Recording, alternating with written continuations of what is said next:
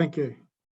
I'd like to acknowledge that these lands and waters we're on are Aboriginal lands and waters. They always have been Aboriginal lands and they always will be lands and waters of our people.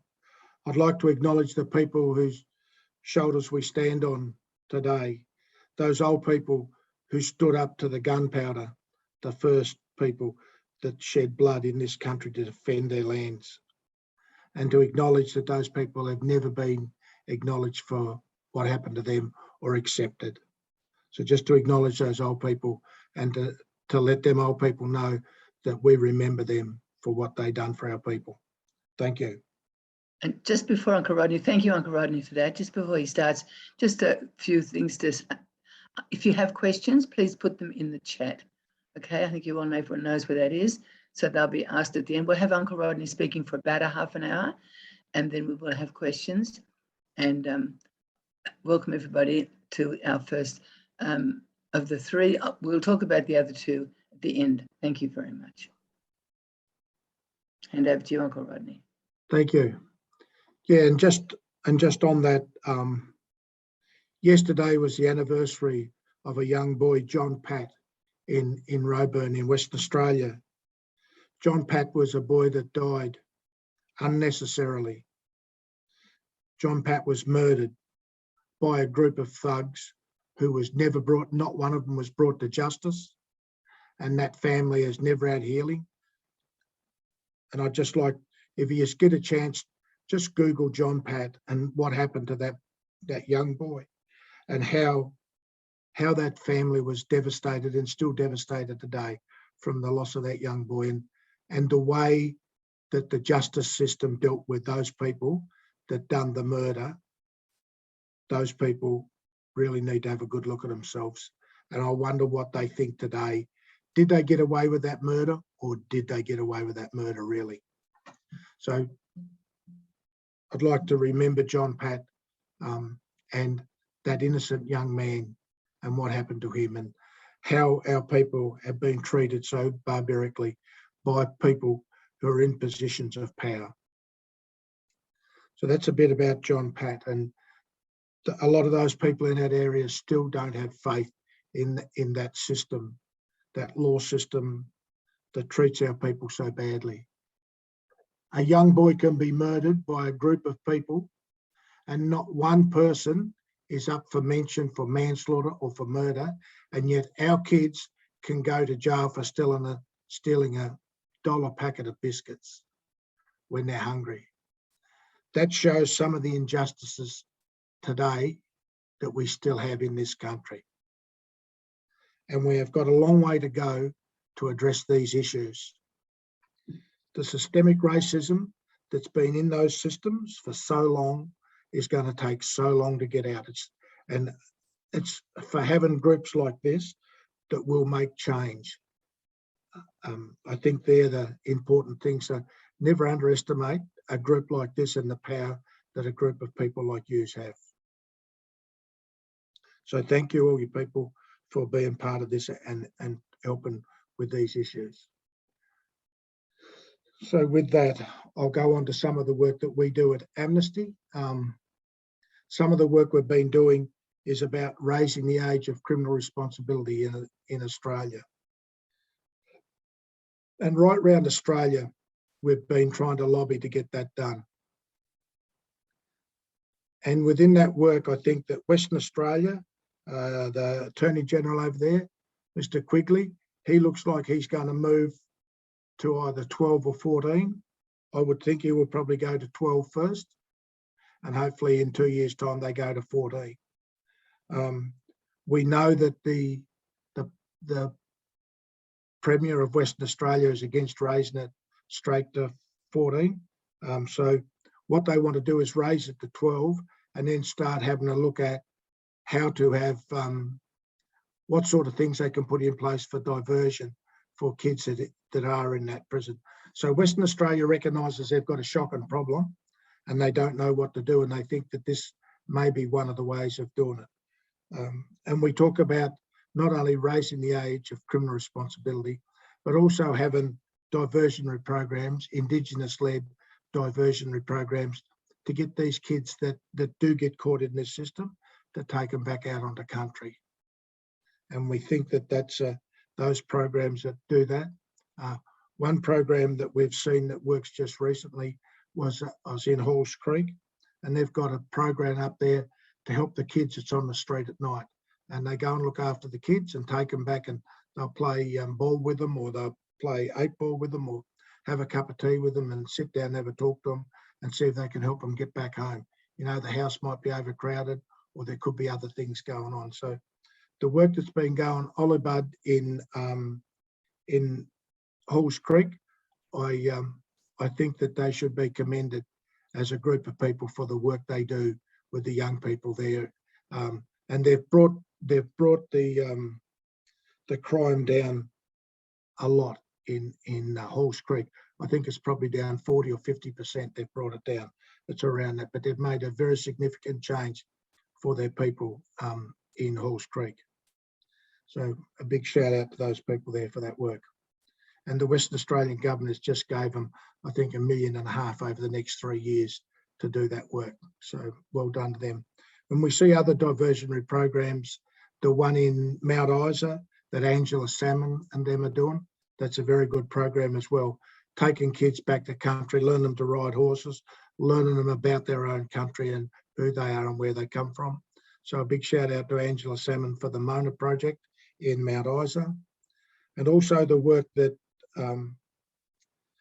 Bush Mob do in Alice Springs. They do a really good job, but all these ones get very spasmodic funding. So they're not always got funding to do this work. The work that Alistair Ferguson and his group have been doing in Burke with justice reinvestment, that seems to be doing a good job as well. So we've got a few around Australia that we know of, and there would be others as well that we don't know of, that are doing a great job on trying to make change for our people. But the most important thing we think that can happen is raising the age. And South Australia may raise it to 12. Northern Territory, they may go to 12, but we're saying that the international standard is 14. That's what the United Nations recommends, is 14. The minimum age should be 14 for kids to go into that justice system.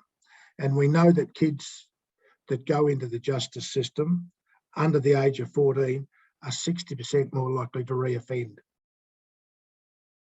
So we know that when they get in that system, it's like quicksand. They never get out. And if you have a look, just for instance, the Dondale in Darwin, that's within eye shot of, it's like a training ground for the big prison. And I think that thinking about the Northern Territory, going to that one next, how prison guards can tear gas kids and not be charged with anything for tear gassing kids, how that brutal culture that's in that Dondale prison, and with those recommendations out of the Royal Commission, I don't think the culture has changed in Northern Territory. I think that the kids are still treated pretty harshly in that system. We think about those boys that had spit hoods on them, that was tied to the chairs. It's pretty condemning. And if you think of kids going into a system, kids that are vulnerable, being put spit hoods on, and also being tied to chairs, tear gassed, solitary confinement. Can you imagine how those kids would feel when they come out of that system? And I think those 5 Aboriginal politicians that are in the Labor Party in Northern Territory should hang their heads in shame. They have got the power to make a difference for their people. A lot of them people was put there by their people. And if they haven't got enough inside them of goodwill from their own Aboriginal lands where they come from to help those kids, which would be related to some of those people. If they haven't got that to make change, I don't know what we're going to do to make change in Northern Territory. Those politicians, I don't know how they sleep at night, knowing full well that kids have been tear gassed, kids have been put in solitary confinement, where they are on their watch. On their watch, this is happening. They will go down in history of not looking after their people. And Aboriginal people always look after their own people. These people are not doing that. And I feel very sad about that they can't do that. So I think that that's something that they need to look at, and they will be judged by their own people over a period of time. I think the new laws that they brought in up there is really hard. The magistrates' hands are tied. So kids now on first offences can be put straight in. The bail laws are harder up there. They changed the law in Darwin to make the bail laws harder for kids to get bail. That's a way of locking more Aboriginal kids up. Knowing full well how many of them kids that's in the Darwin prison and in the Alice Springs prison, knowing full well that, you know, the biggest percentage of them is all their own family, their own blood. And if that's how they're going to treat their people, I'm very sad for that. So those new bail laws that they've put in, taken in account the previous history of Dondale, of what they've done to our people, it's a very, very sad place. I talk a lot to Olga Havanen from up there, and she's very sad for the way they've treated Aboriginal kids in that system up there. And I think a lot of people around this country can't understand Aboriginal people with power locking their own people up. So that's a little bit on the Northern Territory on Dondale. And that new bail law that they put in. You can see the new bail law on the Amnesty website. It was in May this year when they done that. Also, Northern Territory is unique. It's the only place in Australia that they have to carry Aboriginal kids around in police cages on the back of trucks with no seat belts. And some of these kids have travelled from as far as Tennant Creek, which is about 5.5 hours from Alice Springs. They throw them in the back of the police cage and cart them down to Alice Springs to the prison from Tennant Creek. And they talk about the bees and the wasps and things hitting them and biting them on the back as they're sitting in the back of that car, hurtling along at 100 and something kilometres an hour. And they try and put a blanket over themselves or a pillar or something like that to stop the insects from hitting them in the back of the cage. So we've got a long way to go with the Northern Territory. It's almost like it's another country inside a country for the way they treat our people. And we've got Amnesty's on our site. Is that up on your site there about police cages? People can go to that and have a look on the Amnesty website. Yes, Rodney, I'm just posting it. Yeah, people can go to that site and have a look and sign onto that would be good. So that's a bit about the police cages. So nowhere else in Australia needs to use police cages except Northern Territory. Over the border in Western Australia, they don't need to use them. In Queensland, they don't need to use them. And South Australia doesn't need to use them. But Northern Territory has to use them because it's essential. So it shows you the thinking of the Northern Territory people towards Aboriginal people. Where there's some, bear in mind that some of our own people are running in that political area. Getting around the other places, Queensland have made some pretty drastic changes as well. We've seen in Queensland, we've seen Aboriginal kids locked up in the police cells, when the detention centre at Townsville is full, Cleveland is full, they start locking the kids up and put them in detention in the adult prison, in police lockups. We've tried to stop them from doing that, but we think that they're still doing it. So Queensland may bring the age up to 12 as well, we think. There's some outlooks there. We haven't had a lot of traction in New South Wales, and we know New South Wales and Queensland are have got a lot of kids locked up. They're two big states, and they've got a lot of kids locked up, not only in the detention centres, but they've also got them locked up in out-of-home care. And a lot of kids, 60% of the kids that come into the detention centre come from out-of-home care. So we can see these systems are continually failing our people, and yet they still want to lock these kids up in these places. Kids as young as 10 years of age are being put there. Victoria is not much better. In Tasmania, we're talking about trying to get the age raised to 12 here.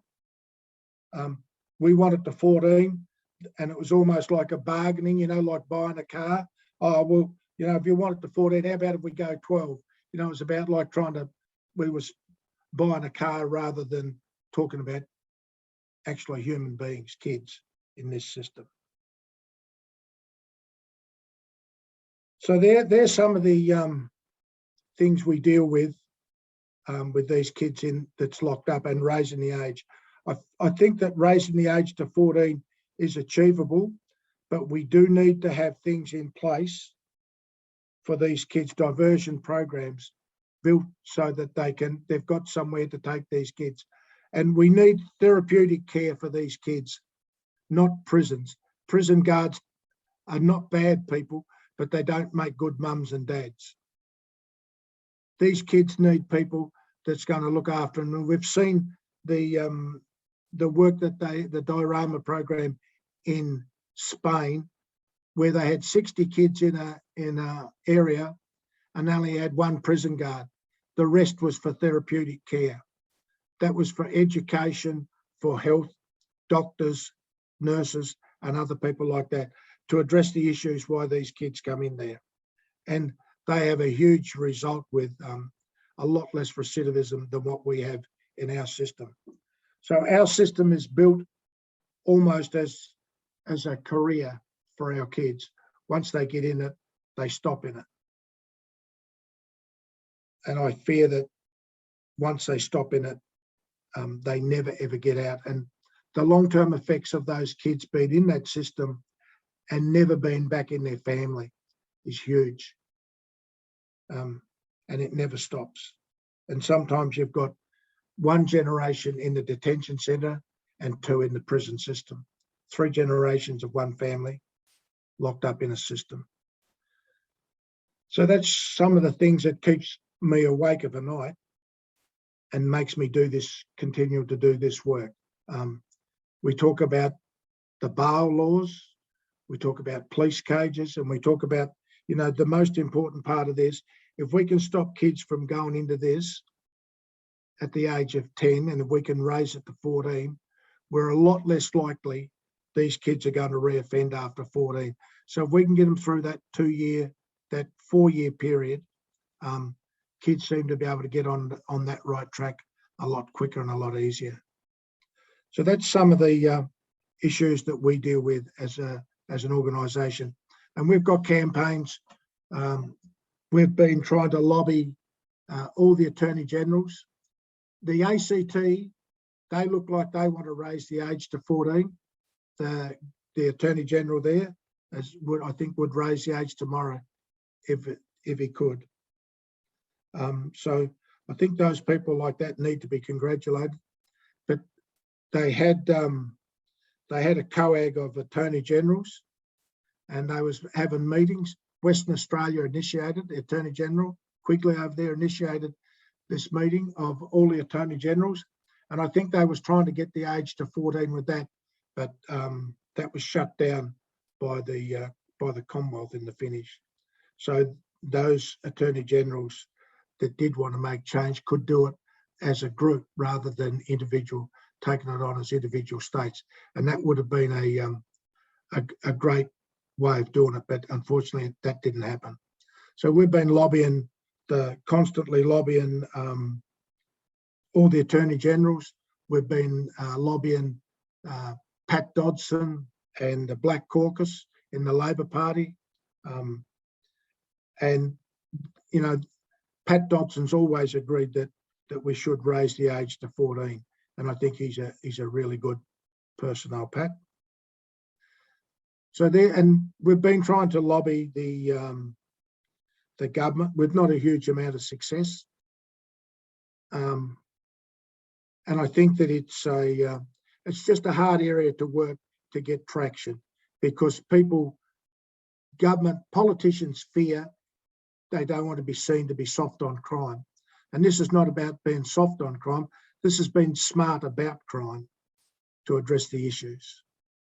So that's some of the issues that we deal with as an organisation, and we've been lobbying now for about 5 years around this area.